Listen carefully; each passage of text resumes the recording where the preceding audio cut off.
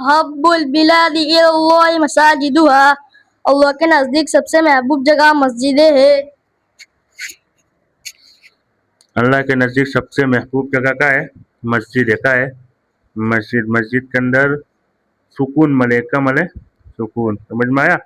अपने आजकल मस्जिद में पग टकता नहीं है, टीवी नमाज सलाम फिर इमाम साहब एवे जपे सीधे बाहर, सीधे को जती रही है बाहर जती रही है। समझ में आया ना? अपनों को सबसे अच्छी जगह का लागे खबर है? बाजार लागे। क्या लागे?